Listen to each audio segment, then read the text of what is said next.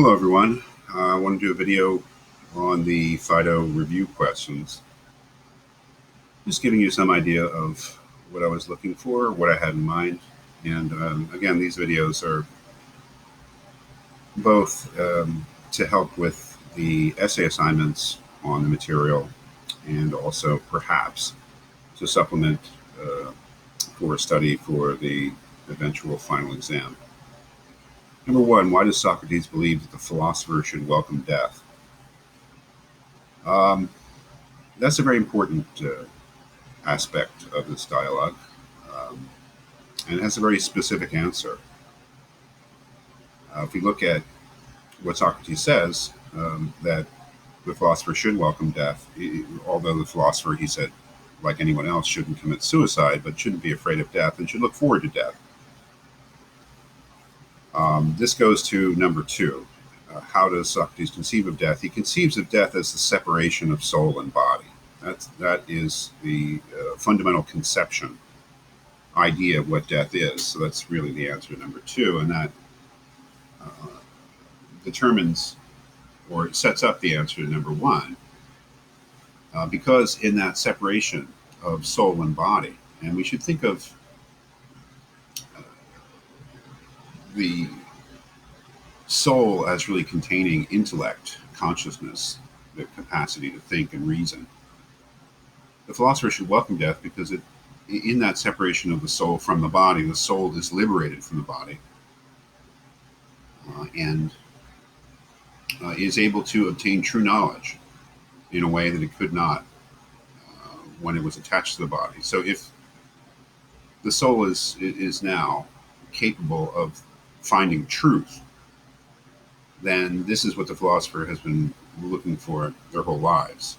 So death is simply a culmination of the activity of philosophers, of the goal of, it becomes the necessary condition for the philosopher reaching their goal of true knowledge. And this goes to number three, why the philosopher dishonors the body, because the body is a hindrance to knowledge. If we looked at page 54, which I'm not going to do, we might get more specific answers to that. But generally speaking, the philosopher dishonors the body. The philosopher dishonors the body because he regards the body as an obstacle, because knowledge does not come through the senses, which are attached to the body. It comes through the mind, and it comes best when the mind is totally separated from the body. So the philosopher dishonors the body because the body is an obstacle to finding knowledge. Number four, what does the argument from opposites try to establish about the soul? That's a good question. Well, it tries to establish that the soul must be immortal. It tries to establish that the soul is immortal by establishing that all things come from their opposites, and that the soul is alive, and if life is the opposite of death, and the living must come from the dead, and just as the dead come from the living, I suppose the idea here is that there's some sort of reincarnation sort of idea, which is pretty widespread in the Greek world, I believe, that the souls of the living come from the souls of the dead, and vice versa. Number five, why does Socrates believe that knowledge is recollection? And what does this have to do with the immortality of the soul? Why he believes that knowledge is recollection? Because human beings have the capacity, Socrates argued, to remember things that they didn't learn in this life. That is, and this goes to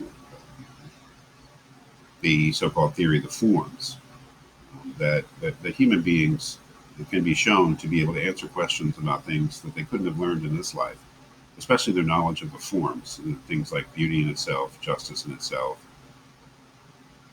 and that all knowledge is really just remembering.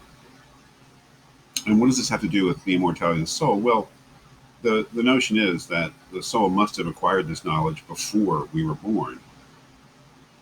And if that's true, then the soul must have existed before we were born.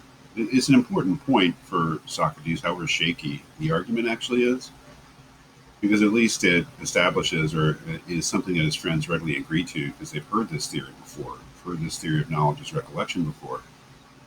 So they're open to the idea that the soul must have existed before we were born, before it was attached to a body, which does indicate in a general way that the soul can exist independently of body, even though we're not talking here about death, we're talking about the soul existing before we were alive.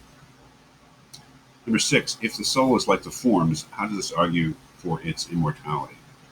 This is the so-called argument from affinity, which is a very important argument within the Phaedo. Basically says that there are the things that are most real are ideas, concepts, and the central ideas and concepts for him are the things that he calls the forms, which again are the forms of all sorts of things. But he regards them as eternal ideas, things that have no beginning and no end and do not change. The general idea about the argument from affinity is that if the soul is that which knows the forms, it must somehow be like them.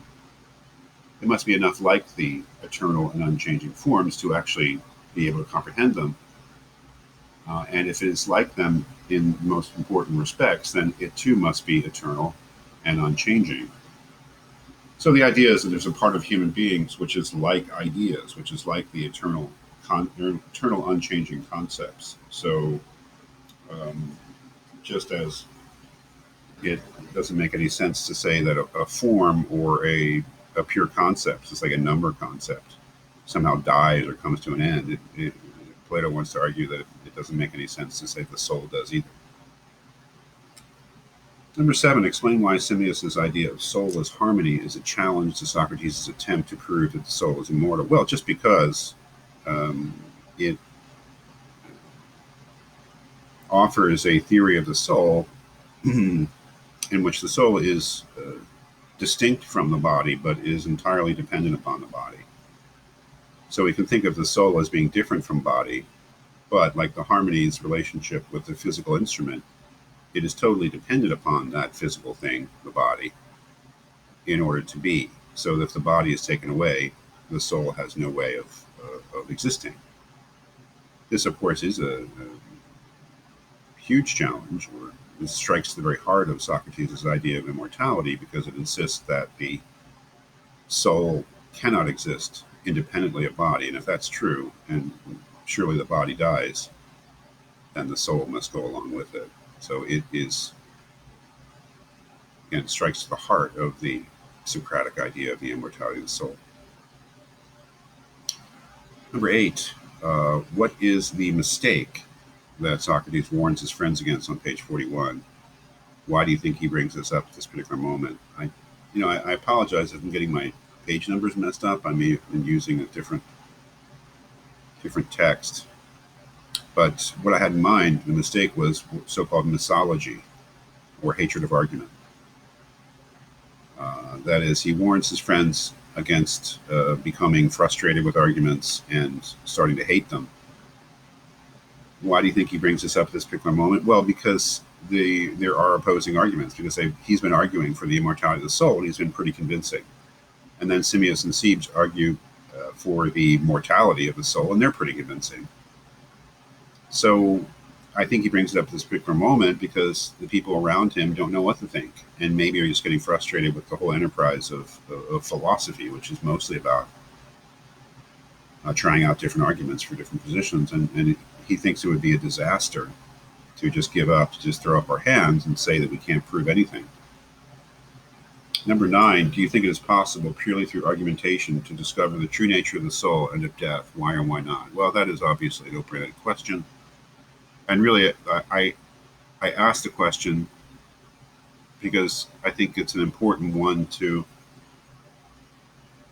decide for yourself, because deciding this question is really deciding whether you are a Platonist, whether you agree with Plato. Because Socrates is insisting that we can at least get somewhere, know something about the nature of the soul and death, simply through argumentation, simply through talking, simply through reasoning. There's all sorts of, I suppose, opposing positions that would say that you can't. That just talking about it isn't going to lead you to any sort of knowledge of it. So there's no right or wrong answer, obviously, there. It's really deciding how far you're going to go with Socrates. Number 10, why does Socrates think his knowledge as recollection idea refutes the idea that the soul is a harmony? I think it's because as I was saying before, the soul, in the knowledge as recollection idea, the soul pre-exists the body, or the soul exists before the body. Number 11, Socrates argues that sometimes the soul leads the body rather than the body leading the soul. Why does he think this is a refutation of the soul as harmony argument? I think that this is actually quite important, this point. Socrates argues that if the soul were like harmony that results from what we do to the physical instrument, then the soul would just be an effect, and I mean an EFFECT effect.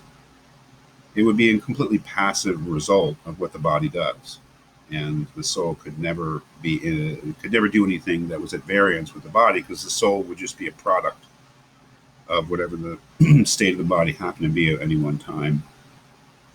But we know this to be wrong in our own experience. That is, we know that the soul sometimes can lead the body. For instance, one of Socrates' favorite things to point out is that oftentimes we say no to our desires. And if we take desires to be a function of how the body is, then the soul has the ability to oppose the body, to say no to what the body wants, and say yes to something else.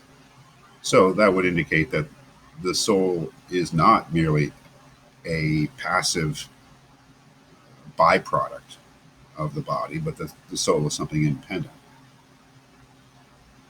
Number 12, how does Socrates think that number 3's relationship to oddness can establish the immortality of the soul? It's a very difficult question. That last argument that Socrates gives in favor of the immortality of the soul is really very, very challenging. I take it to mean this, that the number 3 has a relationship to the general concept of oddness, insofar as whenever you have the number 3, you also have oddness. And it couldn't be otherwise. If there's no oddness, there's no number 3. The soul, individual soul, has a relationship to the concept of life, so that you can't have an individual soul without also having life. So if you have the number 3, it admits of no, let's say, evenness. It would be impossible to say have an even 3.